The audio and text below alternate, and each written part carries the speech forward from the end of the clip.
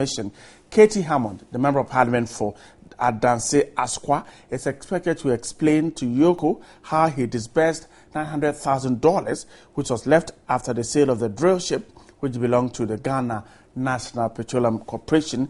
Government further directs EOCO to investigate the mandate, authority, and or basis of Honorable K.T Hammond's disbursement of the $900,000 to the law firm Constant & Constant to cater for future debts of GNPC to other creditors. The Commission, in the 107-page document, also noted that the then Attorney General Betty Modidrisu, going by Alfred Agbeshi Woyeme's own pleaded case, was ignorant but nevertheless went ahead to negotiate and finally ordered for such payment to be made without any scrutiny of his claim and due. It further revealed that the trial court seriously erred when it granted a default judgment that was procedurally flawed in many aspects. This was contained, as I told you earlier, in the government's white paper on the report presented to it by the Judgment Debt Commission.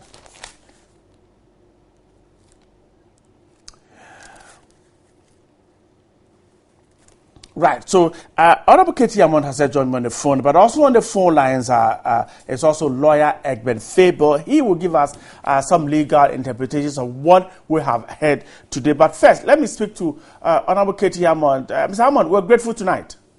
Yes, hello. Good evening. Good evening.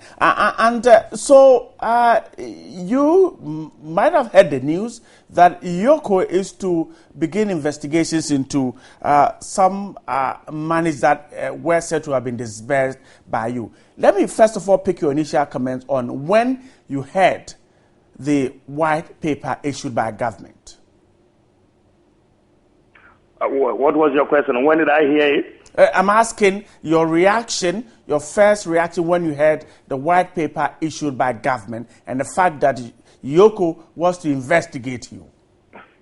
Well, you know, I mean, it was annoying, wasn't it? You know, because I've gone through all this since from 2001.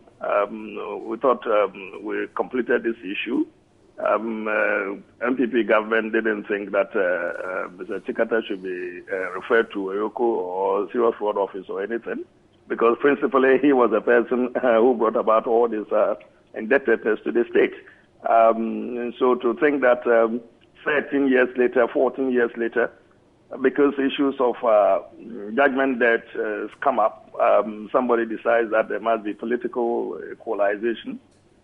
So we should bring in the drill ship. I was pretty angry, but I was also wondering if they are aware about the illegalities inherent in what they are doing. I have had the opportunity of reading the entire judgment that report. Don't ask me where I got a copy from, but I've read the whole lot.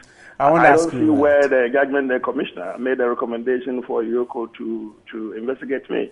I didn't see it in there. So, seriously speaking, I don't even know the basis of this this report, who prepared it, and if proper lawyers looked at it before they made the report, and the basis of EOCO getting involved in all of this. So you simply do not trust the report? I'm sorry? You don't trust the report? Oh, it's hopeless, completely hopeless. It's useless. I mean, completely useless. I mean, it's the white paper, the evidence proposed to be based on the report submitted by the committee is hopeless because it's gone out of the report that everybody has read. I mean, all the news stations, radio stations, televisions, have all read it. There was not one word about criticism. These points were made, but they were that the fact that so much money went into paying some people and all that points were made because all the evidence leading to that were put before the commissioner. I mean, there was something else I heard. I haven't seen the report myself, but there's something else I heard about $100,000 reportedly given to the solicitors, Constance and Constance. I mean, if it is in the report, if it is in the white paper, it's another useless piece. Because of the $100,000 that we talked about, $72,000 was again used to pay the indebtedness of Mr. Tatu Chikata to Bindman and Partners in London. $72,000 of the $100,000 was used for that purpose. Constant and Constance was not paid $100,000. That company was paid, I believe, something around $10,000 or $11,000 or so for their work. $72,000, apart from close to about, I think, 1 million pounds sterling that had been paid by Mr. Tikata to Bindman and Partners, a further £50,000 sterling, which translated then into about $72,000 of the $100,000 was paid to them. I gave the documentary evidence to Mr. Justice Apple at the commission. You know, I mean, I don't know all this is. The 900 and that is now an issue. Mr. Justice Apple took the list of all those people, including one Mr. BK or ABK, whatever, and Mr. Arthur. Their names are all there. I gave to him. And I'm told about some mandate. You think a ship is like pepper, you just jump into you get into throttle and you go. The deputy minister, only a few months in my station, I jump onto the available British Airways flight, and then I'm roaming around the capitals of Europe, Paris, London. I'm looking for a ship to sell, isn't it? It's crazy. So you don't trust the report because I've told you many times that it's hopeless, it's useless. I've told you because legally, it doesn't make sense. Because it indicted you. No. I mean, from what I'm hearing, I'm asked to explain my authority for what I did. But the authority has already been put before Mr. Apple's commission. Plus, I'm telling you, reading the report, there's no requirement for me to go through this other process. It is not there. So where did this white paper, where did they get this information to put in the white paper? That's the point I'm making. No. It doesn't indict me. Be careful about your choice of words. Be careful. You're talking about legal words here. Be careful. They have meanings. Nobody's indicted me. The requirement for the EOCO to look into it does not follow from the findings of Mr. Justice Apple. It makes that document useless, legally hopeless. Please, can you as far as I'm concerned. Okay, stay on the phone lines. Let me speak to a lawyer, Mr. Egbert Fable. He's just joined us. Another lawyer. I'm a British trained barrister, so okay. Say I'm talking to another lawyer. I don't say a lawyer. I know. You should have said another lawyer. Egbert, if he's there, is my junior by far. You understand? Okay, great, K.T. I know. I'm sorry for that. Let me speak. He's laughing. Yeah, okay. So put it properly. Okay, K.T. Let me speak to another lawyer, Egbert Fable, because and my junior. And your junior, because I want an independent. He is not involved in the whole saga, and I want an independent kind of a view. Egbert, grateful for your time tonight. Thank you. So let's start from here. Now, we have seen this before. If you remember, I'm trying hard. If you don't, I'll remind you. There was a case, the Republic versus Mr. Kojun Pieni and Dr. Reku Brobe, where we're told that once they've gone through a commission, they could not be further investigated. Perhaps, are we dramatizing the same thing again?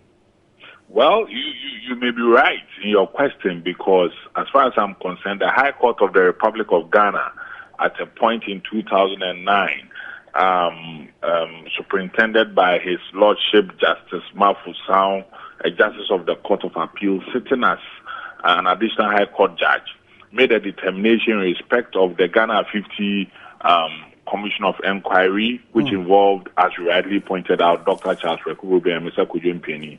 At a point, if you recall, the recommendation of the Ghana 50 Commission was that some money should be taken from Dr. Rekubobe and Mr. Kojun Pieni. Well, as one of the lawyers at the time involved in that case, we raised a preliminary objection by way of an application to the High Court, and the High Court came to a determination that in the light of Article 280, Clause 2 of the 1992 Constitution, when you appear before a commission of inquiry as a witness and adverse findings are made against you, those adverse findings become a judgment of the High Court, and so you, as a subject matter, in respect of whom adverse findings have been made, you have a right of appeal to the Court of Appeal, and so the government, or for that matter, the state, cannot prosecute you. Right. Now, interestingly, tonight we have been informed about the Commission of Inquiry, and for that matter, the white paper that has been issued by government,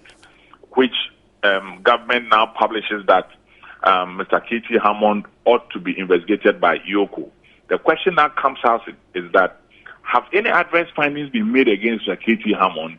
If any adverse findings have been made against Mr. K.T Hammond, then they constitute a judgment of a high court, because that commission of inquiry is deemed to be, or its adverse findings are deemed to be a judgment of the high court.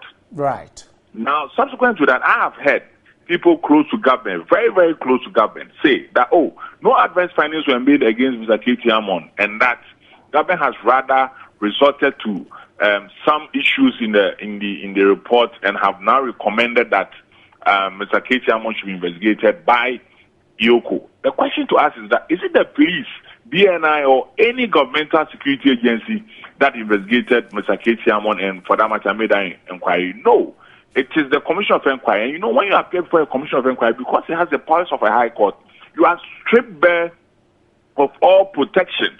You appear as a witness.